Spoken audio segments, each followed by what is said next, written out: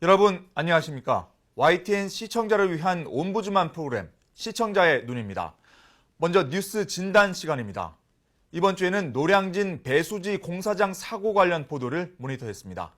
이정남 시청자 평가원과 사회부 조태현 기자 함께하겠습니다. 어서 오십시오. 안녕하십니까?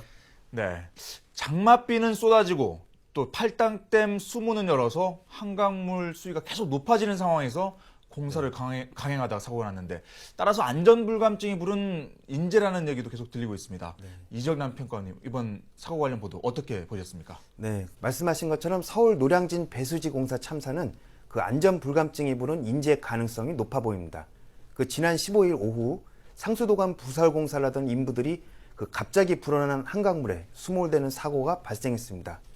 인부 7명이 안타깝게도 목숨을 잃은 상태입니다.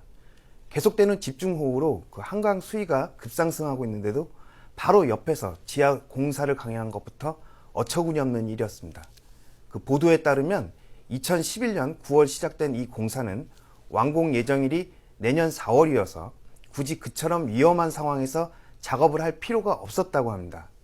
그 YTN은 15일 신속한 속보를 전했으며 16일 그 노량진 사고 왜 일어났나 보도는 앵커가 직접 사고 원인을 분석하고 시청자들이 사고 현장을 이해할 수 있도록 그래픽과 보도 영상을 편집 방송해 이번 사고가 얼마나 한심한 인재인지 정확히 보도했습니다.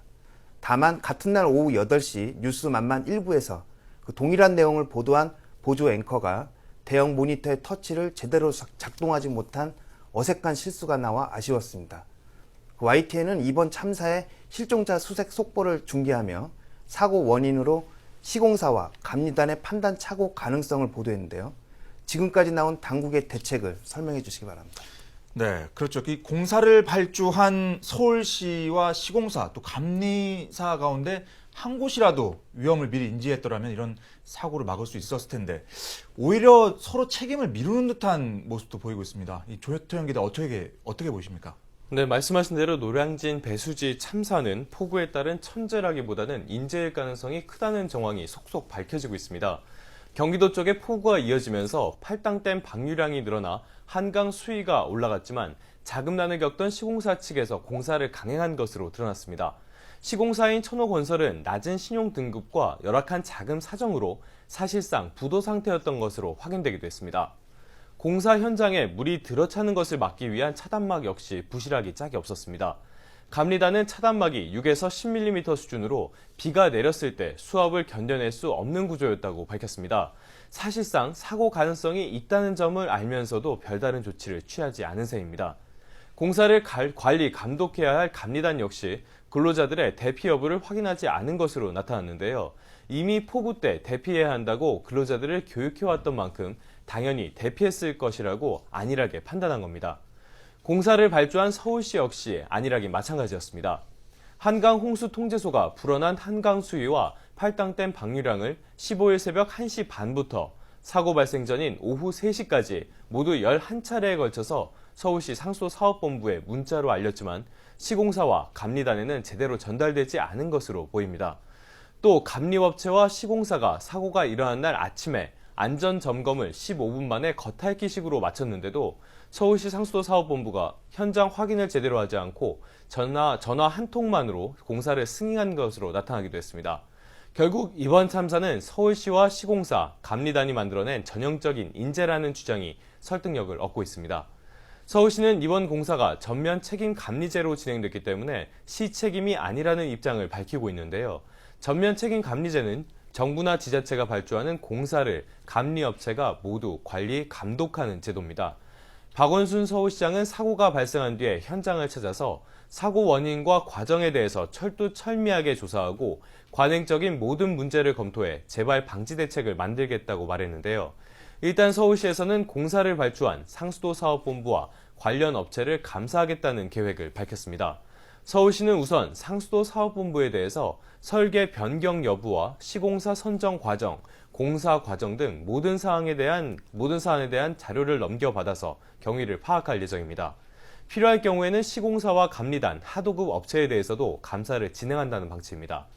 또 시공사 측이 사고가 발생하기 전에 현장을 빠져나온 근로자가 있다는 사실을 은폐하고 있다는 의혹에 대해서도 용납할 수 없다면서 하도급 계약이나 관행적인 부분에 대해서도 철저히 조사하겠다고 밝혔습니다.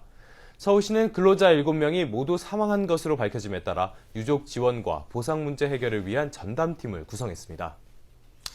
네, 이제 사망자 시신이 모두 수습되면서 이제 본격적인 경찰 수사가 진행되고 있는데 이정남 평가원님, 앞으로 어떤 점을 좀 중점적으로 취재를 해야 할까요? 네. 이번 사고는 공사의 기본조차 무시한 채 강행되었습니다. 그 사고 당일 서울에는 닷새째 장맛비가 내리고 있었고 팔당댐은 초당 최고 1만 6천 톤의 물을 방류하고 있었습니다. 그 산업안전보건에 관한 규칙 제37조는 그 비, 눈, 바람 등으로 근로자가 위험에 처해질 경우에는 작업을 중지해야 한다고 규정하고 있지만 지켜지지 않았습니다. 고용노동부와 서울시는 감리회사, 시공사와 하청업체 모두에 대해 산업안전 관련 법령을 위반했는지 철저하게 조사해야 할 것입니다. 또 논란이 되는 문제는 그 터널 입구 쪽에 설치된 원형 철판 차단막의 규정 준수 여부입니다. 이 차단막이 한강 쪽에서 들어오는 수압을 견디지 못하고 부서지면서 그 인명 피해가 발생한 것인데요. 두께가 6에서 10mm에 불과하다고 전해지고 있습니다. 그 불과 2년 전 서울 우면산 산세태 참사를 경험하고도 장마철 인재가 되풀이되고 있습니다. 예경보 시스템을 구축하고 재난관리를 강화하겠다던 서울시의 다짐이 무색하게 되었습니다. 서울시는 다시는 이런 인재가 발생하지 않도록 책임 소재를 철저히 규명하고 재방 방지를 위한 노력을 해야 할 것입니다. 지금처럼 YTN의 적극적인 보도가 필요해 보입니다. 그렇죠. 사실 규정만 잘 지켰더라도 이런 사고는 막을 수 있었을 텐데, 조 기자, 지금까지 수사 어떻게 진행되고 있습니까? 네, 이번 참사에 대해서 경찰이 본격적인 수사에 나섰습니다. 수사를 담당하고 있는 서울 동작경찰서는 지금까지 현장에서 근무하던 근로자 9명을 불러서 당시 상황 등에 대한 조사를 진행했습니다. 경찰은 사고가 났을 때 근로자 17명이 상수도관 공사장 내부나 입구 쪽에서 작업을 하고 있었던 것으로 파악했습니다.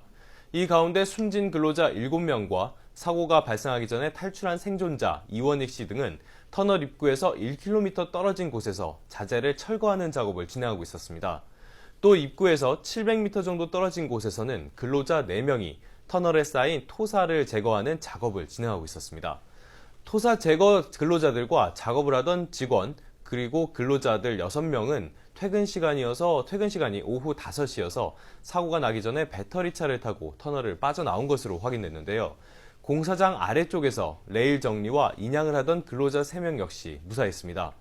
하지만 숨진 근로자들과 생존자 이원익 씨의 퇴근 시간은 오후 7시였는데요. 이들은 사고가 발생했을 때에도 자재 철거 작업을 진행하다 현장을 덮친 물에 변을 당하고 말았습니다. 생존한 근로자들은 경찰 조사에서 배터리차를 타고 나오던 가운데 뒤에서 바람이 부는 것이 느껴졌다고 진술했는데요. 공사장을 빠져나온 뒤에 물이 올라오는 것을 목격했다고 설명했습니다. 또 당시 작업장에 전기가 끊긴 상태였다는 진술도 나왔는데요. 퇴근하던 인부들이 뒤를 돌아보니까 작업장에 전기가 끊겨 있었다는 겁니다. 경찰은 이 진술의 신빙성이 상당히 높은 것으로 보고 있는데요. 다만 아직까지 전기가 나간 정확한 원인에 대해서는 파악되지 않은 상황입니다. 경찰은 근로자들 가운데 진술이 일부 엇갈리고 있다고 설명을 했는데요. 사고 당시의 상황을 정확하게 파악하기 위해서 전담팀을 꾸려서 본격적인 활동을 시작했습니다. 전담팀은 수사요원 10여 명과 지원 경찰 그리고 법률 지원 담당 등으로 20여 명 정도로 구성됐습니다. 경찰은 일단 당시 상황을 알아보기 위해서 근로자를 다시 소환하는 방안을 검토하고 있습니다. 또 사건 관계자들을 모두 불러 조사할 예정인데요. 이에 따라서 조만간 서울시와 시공사, 감리단 관계자들에 대한 줄 소환이 이루어질 전망입니다. 지난 2007년에서 2010년 사이에 진행된 1차 공사 때도 침수 현상이 여러 차례 발생해 서울시에 보고했지만 별다른 보강 조치가 없었다는 주장에 대해서도 수사한다는 방침입니다. 이번 사건의 공은 결국 경찰에 넘어가게 됐는데요. YTN에서는 적극적인 보도로 사건의 진상을 밝히는 데 노력하겠습니다. 네, 끝까지 책임 소재를 분명히 가려서 다시는 이런 일 없도록 해야겠습니다. 오늘 두 분 말씀 고맙습니다. 뉴스 진단 여기서 마치겠습니다.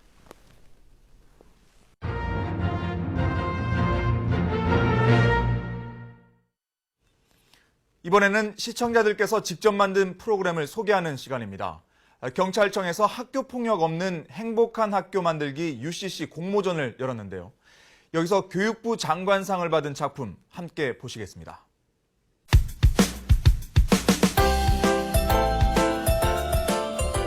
여기는 바다나라.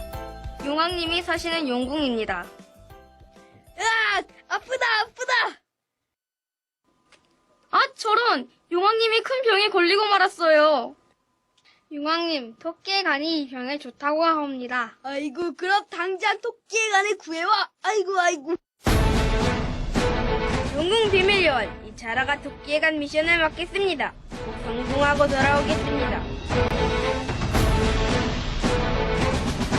억지로 몰래 잠입하자.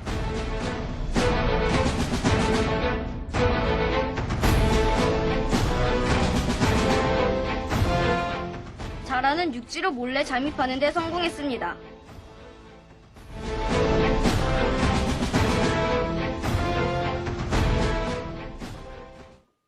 드디어 토끼 발견!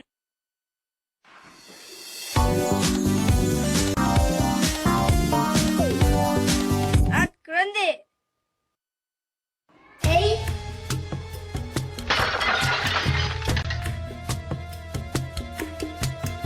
개나리 시베리안 허스키, 계란말이 시멘트, 개나리 시베리안 허스키, 계란말이 시멘트.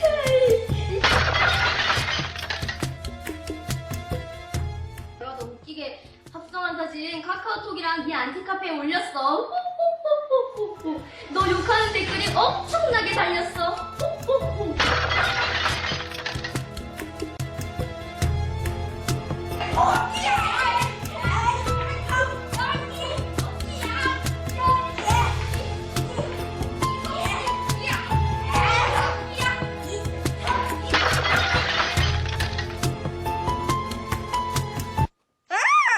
저거는 학교 폭력. 당장 당하고. 아니, 학교 폭력을 당하고도 왜 가만히 있는 거야? 너무 무섭고 어떻게 해야 할지 모르겠어. 이런 내가 학교 폭력 피해 시 대응 방법을 알려주지. 학교 폭력을 당했을 때에는 부모님, 선생님, 친구 등 경찰 등 가까운 사람에게 알리는 것이 중요해. 학교 폭력을 신고하는 방법도 알려주지. 먼저 국번 없이 117 전화로 신고하는 방법이 있고 www.safe182go.kr 혹은 스마트폰엔 안전드립 문자 샵 0117로 신고하는 방법, 그리고 경찰서 여성 청소년계에 직접 방문, 상담하는 방법도 있어. 이때 신고자의 신분 및 비밀을 절대 보장하니까 안심하라고. 가해 학생인 너희들은 학교폭력 사범으로 처벌받을 각오를 하라고. 그리고 학교폭력을 당하는 친구를 보고도 모른 척 방관하는 너희들도 나빠. 그건 폭력 가해자만큼 옳지 않다고. 야, 그렇게 큰일인 줄 몰랐어. 야, 그건 안 그랬고. 이렇게 지내자.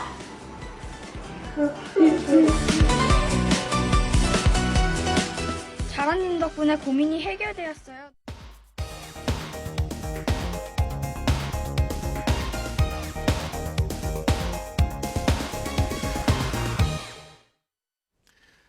지상파 DMB 채널인 YTN DMB 프로그램을 평가하는 내가 본 마이TN 순서입니다.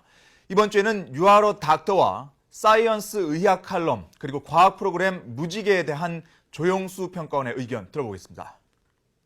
안녕하세요. 마이TN 시청자 평가원 조영수입니다. 우리 주위에선 여러 가지 현상들이 벌어지고 있는데요. 굳이 신경을 쓰지 않아도 사회적으로, 그리고 자연히 스스로 돌아가는 것들이 대부분입니다. 모르는 게 약이라는 속담이 있지만 아는 만큼 보인다는 말도 있죠. 무심코 지나치게 되는 현상들도 있지만 반대로 조금만 주의를 기울이면 삶을 더욱 풍성하게 만드는 것들도 적지 않은데요. 또한 유용한 정보들은 삶을 더욱 윤택하게 만들기도 하고 생활 속에서 닥쳐오는 어려움들에 대한 적응력과 대응력을 키우기도 합니다. 마이TN에 이런 유용한 정보를 전달하는 프로그램이 있는데요. 내가 본 마이TN, 오늘은 의학정보 프로그램인 유아워 닥터와 사이언스 의학 칼럼, 그리고 과학 프로그램인 무지개에 대해 살펴보겠습니다.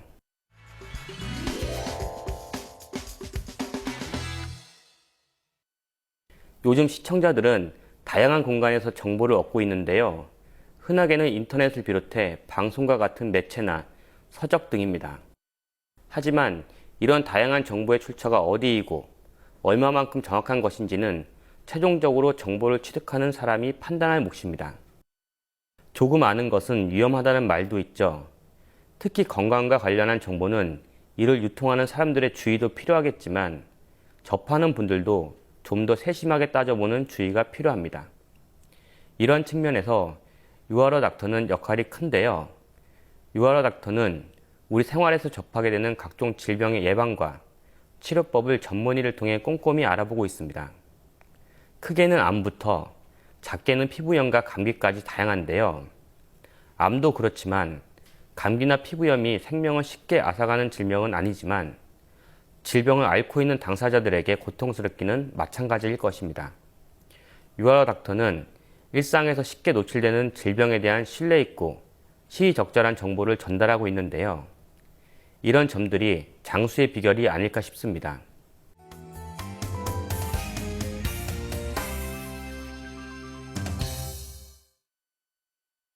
다음은 사이언스 의학 칼럼을 살펴보겠습니다. 사이언스 의학 칼럼은 본격 의학 정보 프로그램인데요. 방영 시간은 11분 내로 짧다고 볼 수 있지만 짧은 시간 안에 군더더기 없는 진행으로 하나의 질병을 집중적으로 다루며 시청자들에게 의학 정보를 제공하고 있습니다. 해당 전문의가 출연해 자료 화면과 문자 정보를 중심으로 풀어가고 있는데요. 유아러 닥터와는 진행 방식과 포맷 등의 차별화를 꾀하고 있습니다. 다루는 소재도 시청자들이 궁금해할 만한 것들을 짚어내고 있는데요. 최근에는 단식과 건강, 탈모, 척추 질환 등을 다뤘고 계절적인 시기에 들어맞는 건강한 여름나기와 캠핑 안전사고 방지를 소재로 시청자들과 만났습니다. 이런 시의적절한 소재 발굴로 시청자들의 관심을 끌고 있는데요. 다만 유아러 닥터와 종종 겹치는 소재가 발생한다는 아쉬움이 있는데요. 진행 방식에서 확연한 차이를 보이고 있어 몇몇 소재 중복이 큰 문제로 보여지지는 않습니다. 하지만 회가 거듭될수록 중복되는 소재가 늘어날 수밖에 없을 텐데요. 진행 방식의 차별성과 더불어 소재 선택에도 많은 노력을 기울일 것을 기대하겠습니다.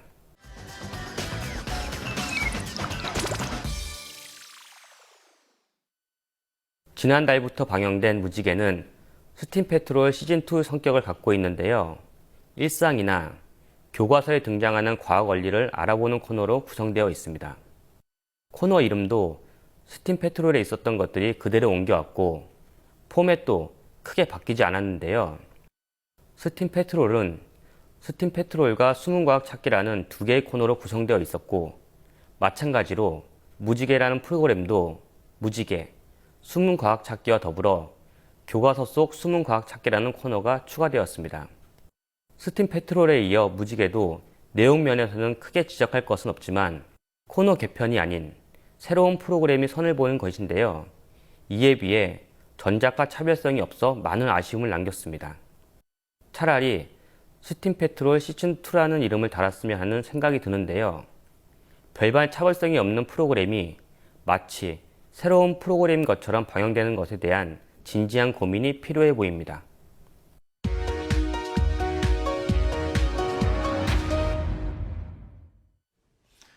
이번 순서는 시청자들의 지적사항을 정리한 모니터 보고 시간입니다. 최근 한국 선수들이 국제무대에서 좋은 성적을 거둬 국민들에게 기쁨을 선사하고 있는데요. YTN에서는 주요 경기 결과를 그때그때 빠르게 전하고 있지만 과거 경기 장면을 내보내는 경우가 많아 시청자들이 아쉬움을 나타냈습니다. YTN에서는 지난주 러시아 카잔에서 열린 하계 유니버시아드 리즘 체조 볼 종목에서 은메달을 차지한 손현재 선수의 선전 소식을 연일 보도했습니다. 그런데 중계권 문제 때문인지 이번 대회 현장 화면이 아니라 과거 경기 장면을 내보냈습니다. 게다가 과거 장면을 내보내면서 자료 화면 표시를 하지 않아 시청자들의 지적을 받았습니다. 시청자들은 실제 경기 장면을 볼 수 없어 아쉬웠다며 자료 화면인 경우 시청자들이 헷갈리지 않게 화면에 자료 화면 표시를 해줄 것을 바랐습니다. 지난 16일 새벽 뉴스 때 날씨 소식을 전하는 기상캐스터 뒤에 같은 사람의 정지 모습이 나타나 시청자들을 놀라게 했습니다. 같은 캐스터가 2명 나오자 시청자들은 섬뜩한 느낌이 들었다며 이 같은 실수가 재발되지 않도록 해야 한다고 지적했습니다. 그런가 하면 지난 17일 오후에는 기상캐스터가 전국 기온을 안내하고 있는데 갑자기 전력 소비 상황과 관련된 그래픽이 하단에 나타났습니다. 시청자들은 그래픽을 보면 전력 상황이 정상인데 왜 갑자기 이런 그래픽이 나왔는지 알 수 없다며 의아해했습니다. YTN 뉴스를 시청하다 보면 틀린 자막이 이따금 눈에 띄는데요. 지난 16일에는 시중 물티슈에 보존제 성분 표시가 안 됐다는 기사를 보도했는데 보존제를 보존세라고 잘못 표기했습니다. 지난 15일에는 프로야구 2군 리그를 말하는 퓨처스 리그를 퓨처스 리스라고 잘못 표기했습니다. YTN이 24시간 실시간 뉴스 채널이다 보니 자막 표기에 오류가 생길 가능성이 그만큼 큰 게 사실이지만 뉴스 신뢰도를 높이기 위해서는 세심한 주의가 요구됩니다. 지난 17일 YTN에서는 여당 중진 의원이 경찰 고위 간부를 폭행한 의혹과 관련해 여야의 상반된 반응을 보도했습니다. 보도에 따르면 민주당은 이번 사건이 경찰에 대한 여당의 인식을 보여준 것이라고 비난했고 여당은 사실관계를 먼저 확인해야 한다고 주장했다는 겁니다. 그런데 경찰 폭행 의혹에 대해 여야의 반응을 보도하면서 정작 사건 경위에 대한 보도는 누락돼 도대체 무슨 일이 있었길래 여야가 이렇게 반응을 하는지 궁금증을 낳았습니다.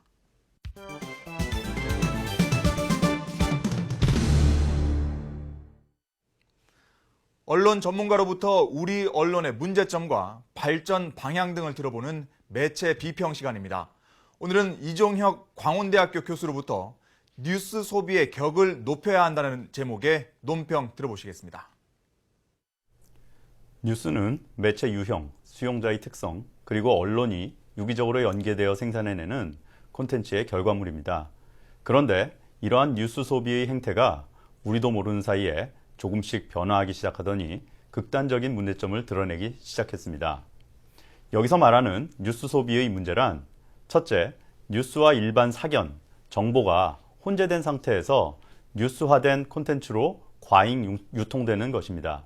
시민 저널리즘을 넘어 클라우드 소싱 저널리즘 등과 같이 언론이 정보를 독점하는 것이 아니라 다양한 주체들이 뉴스 생산에 관여하는 긍정적 결과도 있지만 그 반대로 책임성이 결여된 수많은 유사기사의 생산에 무방비로 노출되어 있는 것도 현실입니다. 둘째, 뉴스의 다양한 카테고리에서 지나치게 특정 영역의 뉴스의 소비가 증대되는 현상입니다. 정치, 경제, 사회, 문화와 더불어 뉴스 생산의 한 축을 담당하고 있는 대중문화, 연예기사에 관한 문제 지적은 대표적인 사례일 수 있습니다. 셋째, 세대 간 뉴스 소비의 편차가 점차 증대되고 있다는 것입니다. 뉴스를 접하는 매체, 취사 선택하는 내용에 있어 세대 간 뉴스 소비의 극명한 편차는 결국 사회를 바라보는 인식의 차이로 귀결됩니다. 이러한 세 가지 현상들은 안타깝게도 우리 사회에서 뉴스라는 콘텐츠를 소비하는 수준을 높였다기보다 하향 평준화에 기여했다는 평가가 맞습니다. 좀 더 자극적이고 짧고 신변 잡기적이며 갈등과 같은 요소들이 집적되어 있는 콘텐츠로 변이된 결과물들이 일부 계층에게 추앙받는 최고의 뉴스가 되었습니다. 그 원인 중 하나는 지난 2009년 이후 일방적으로 찬사만 받아왔던 스마트 기기의 확대를 들 수 있습니다. 우리나라 스마트폰 보급률이 67.6%로 전 세계에서 가장 높습니다. 매체가 변화하면서 기대했던 양질의 콘텐츠 유통과 확산, 그리고 수용자들이 그 정보를 선별적으로 취사 선택할 것이라는 기대는 불과 몇 년 사이에 이상적인 논공행산이었을 수 있다는 우려를 낳고 있습니다. 스마트 기기 등을 통한 콘텐츠의 소비는 수용자 입장에서 보면 뉴스가 사회를 바라보는 절대적인 통로가 아니라는 인식의 전환을 가져왔습니다. 수용자의 입장에서 뉴스는 더 이상 언론이 생산하는 콘텐츠가 아니라는 점에 주목해야 할 때입니다. 과거 인터넷 포털을 통한 뉴스의 소비가 확대되면서 언론 브랜드에 따른 뉴스의 차별성이 수용자들 사이에서 희석되었습니다. 스마트 기기를 통한 뉴스의 소비는 점차 공식적인 언론과 유사 언론 간의 경계도 흐리게 하고 있습니다. 그렇기에 기존 언론들은 어떻게 뉴스의 콘텐츠를 양질화하고 그것을 통해 차별화를 실현해낼 수 있을지 고민해야 할 때입니다. 뉴스라고 포장된 채 대중을 우민화하고 있는 정보들이 무차별적으로 유통되고 있는 현실 속에서 뉴스 소비의 격을 높이는 것은 단순히 기존 언론의 생존 문제가 아니라 우리 사회의 중심을 잡고 사회적 비판 기능이 정상적으로 작동하는 체계를 구축하는 과제임을 깨달아야 할 때입니다. 시청자의 눈은 시청자 여러분의 참여를 기다리고 있습니다. YTN 홈페이지 시청자 의견 코너에 글을 남겨주시면 좀 더 정확하고 공정한 방송을 만드는 데 참고하겠습니다. 이번 주 순서는 여기서 마치겠습니다. 고맙습니다.